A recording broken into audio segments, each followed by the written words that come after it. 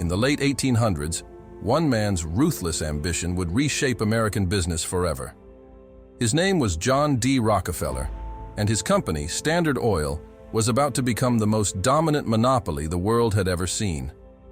Standard Oil, founded in 1870, quickly grew from a small Cleveland refinery to a behemoth that controlled 90% of oil production in the United States. This unprecedented dominance wasn't achieved through innovation alone.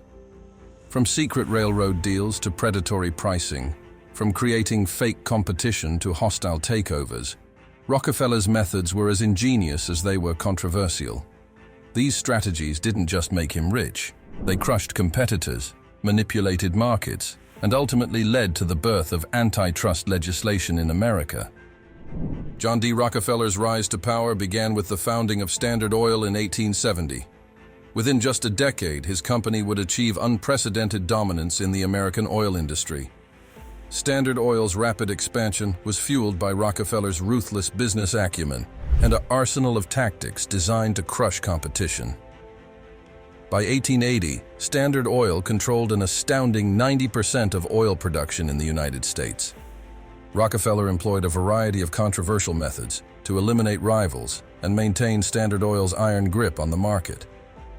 One of his most potent weapons was the secret railroad rebate.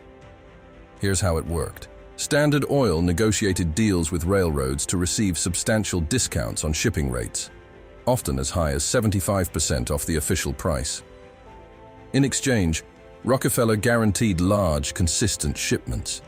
These secret rebates gave Standard Oil a massive cost advantage over competitors.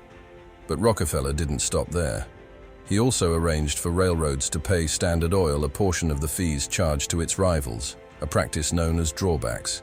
This meant Standard Oil profited from its competitors' very existence. Another tactic in Rockefeller's arsenal was predatory pricing. Standard Oil would temporarily slash prices in targeted areas, selling oil below cost to drive smaller companies out of business. Once competition was eliminated, prices would rise again. Rockefeller also pursued aggressive vertical integration, bringing every aspect of the oil business under Standard Oil's control.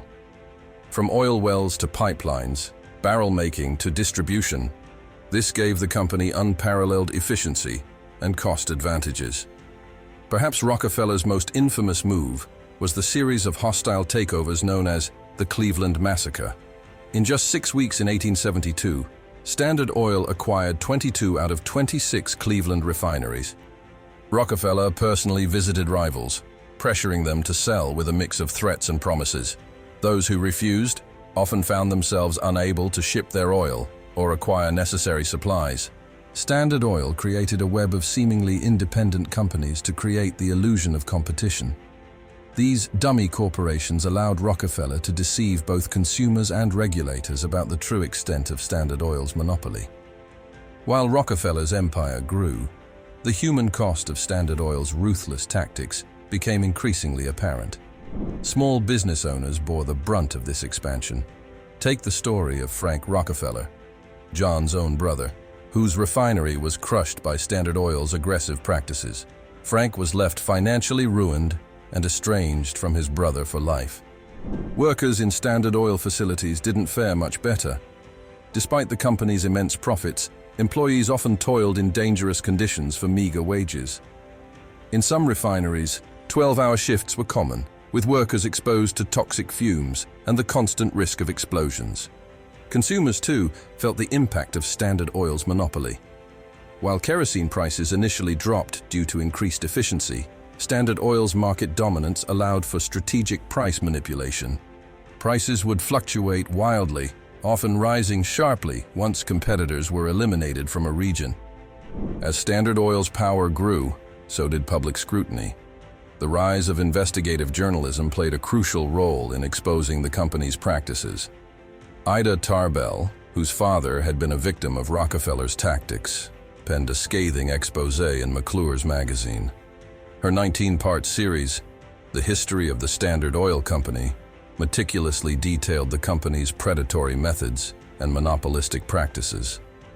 Tarbell's work sparked a public outcry. Suddenly, Rockefeller was no longer seen as just a successful businessman, but as a symbol of corporate greed and unchecked power. The American public, once in awe of his rags-to-riches story, now viewed him with suspicion and resentment. This shift in public opinion led to increased political pressure.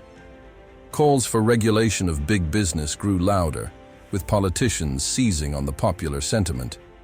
Rockefeller, sensing the changing tide, attempted to influence lawmakers through lobbying and campaign contributions. But the momentum against Standard Oil had become unstoppable. In 1890, largely in response to Standard Oil's practices, Congress passed the Sherman Antitrust Act. This landmark legislation was designed to combat monopolies and protect fair competition.